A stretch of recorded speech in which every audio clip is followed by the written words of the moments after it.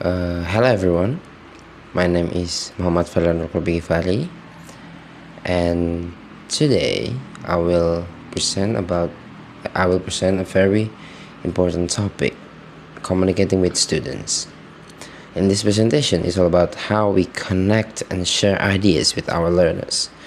Communication is truly the heart of teaching, so let us dive straight in.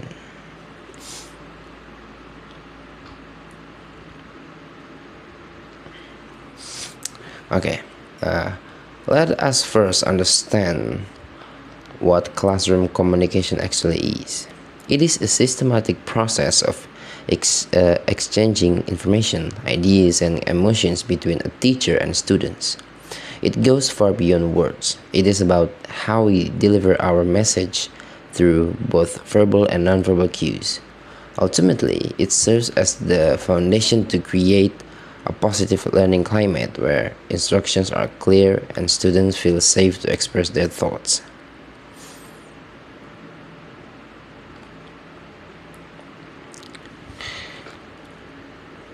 To discuss the core pillar that make our communication work, we have three main areas to focus on.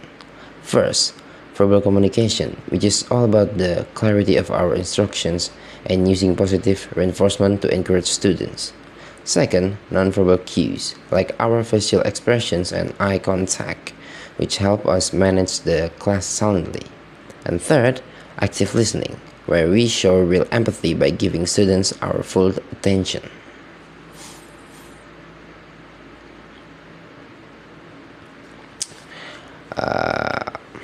So next, mastering verbal communication.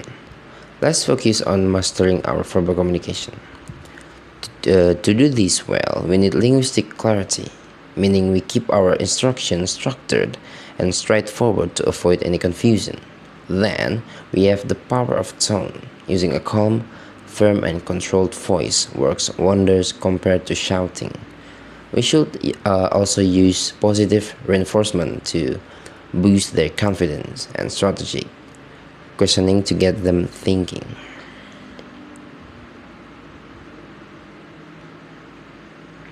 Okay.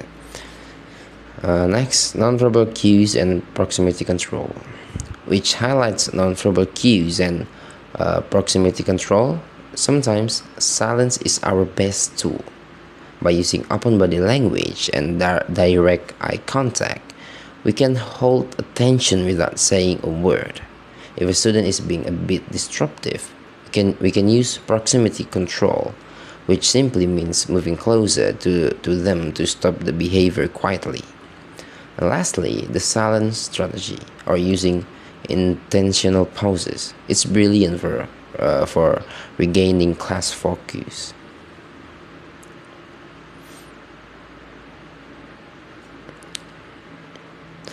I finally talk about active listening. This is a vital skill. We need empathetic understanding, meaning we tune into our students' emotions and the perspectives behind their words. We must give them our full attention by nodding and avoiding distractions. We should also use the non-interruption rule, letting them finish their sentence before we respond, and finish with clarification to ensure we fully understand their needs.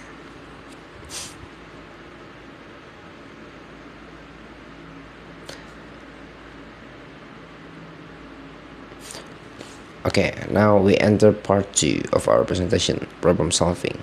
So in this section, we will look at 3 real-world cases to see how communication strategies actually play out in a real classroom. We will analyze Mr. Elazar, District Back Row, Miss Jayendra, provocative student, and Miss Yaskila case of teasing and behavioral friction.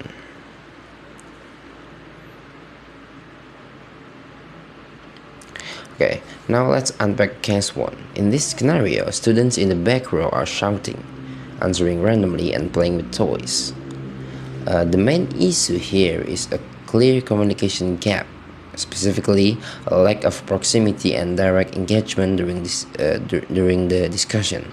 To sort this out, Mr. Eleazar should use proximity control by simply moving his physical position to the back row while still teaching.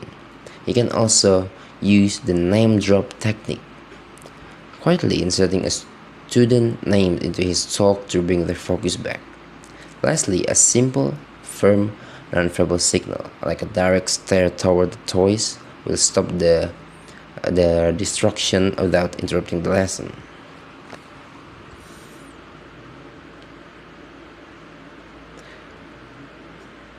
Okay, let's discuss case two, which involves the provocative student named Zevano. Zevano makes sarcastic comment and mocks his peers with a fake polite attitude.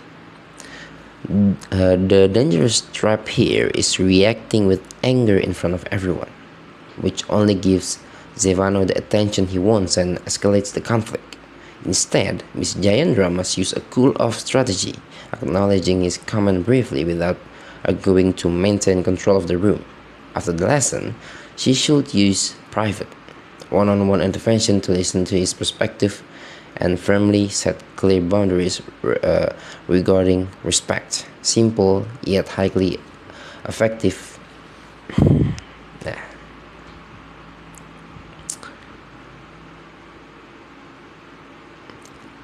Okay, now we have case 3, which details case 3 with Miss Yeheskila. Here, we see persistent verbal teasing that has unfortunately escalated into shouting and physical pushing. This stems from a failure in peer-to-peer communication and lack of empathy. To resolve this, Miss Yeheskila should follow a clear plan.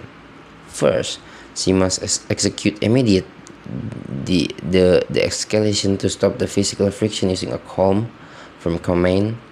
And once things cool down, she should use restorative meditation to sit the students down and build empathy by asking, how would you feel if those words were said to you?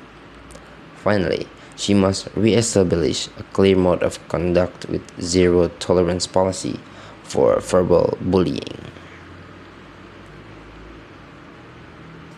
So let us draw things to a close with our conclusion.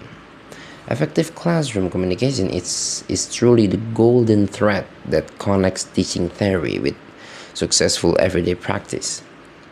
By mastering the synergy between verbal clarity, nonverbal cues, and empathetic active listening, we can proactively cultivate a safe learning climate. This beautiful approach transforms our classroom into a secure space where friction is minimized and student growth is fully maximized.